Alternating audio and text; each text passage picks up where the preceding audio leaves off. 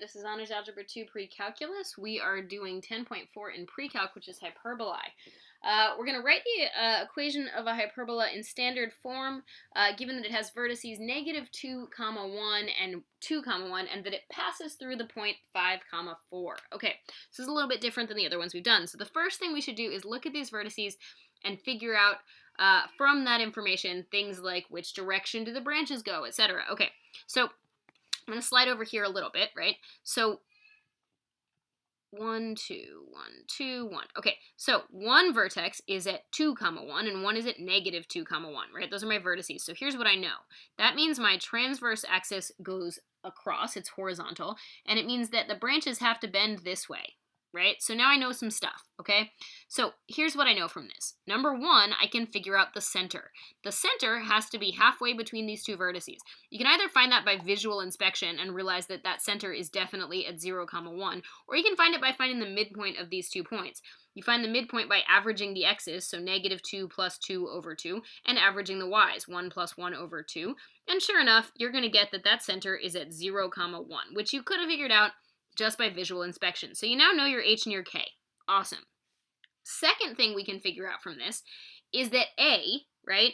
A, which is the distance from the center to the vertex, A has to be 2, and it goes in the x direction, right? So that's good. So I now know A.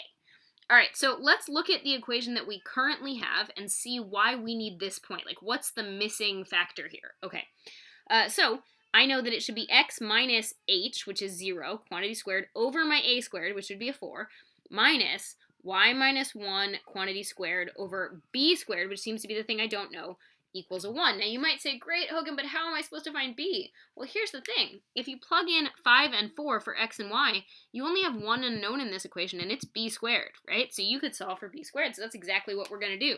We're going to plug in 5, 4, so I'm going to get that this is a 5 minus 0 squared, so 25 over 4, minus 4 minus 1 squared would be a 3 squared, so 9 over b squared equals a 1. Now, I get that this is not your favorite thing in the world. You're like, oh, great, fractions, super fun. But we're going to solve, and it's going to be fine. So what I'm going to do is I want to solve for this b squared. So the easiest way to do it is I'm going to move the 25 fourths to the other side, right? So I'm going to make this 1 into 4 fourths, and I'm going to subtract the 25 fourths to the other side. So I get negative 9, sorry, my 9 kind of looks like an A, over b squared equals a negative 21 over 4, and then I'm just going to cross multiply, right? Cross multiply. So when I cross multiply, I'll give you a slightly better angle, right? I'm going to get negative 36 equals negative 21b squared. So 36 over 21 is going to be my b squared, right? So it seems like I can cancel a 3 out of that, right? And I get 12/7 is my b squared. And is that super fun? Oh, no, it's not. But it's not wrong. So that's what's going to go in my b squared. I didn't even bother to solve for b because I want b squared anyway.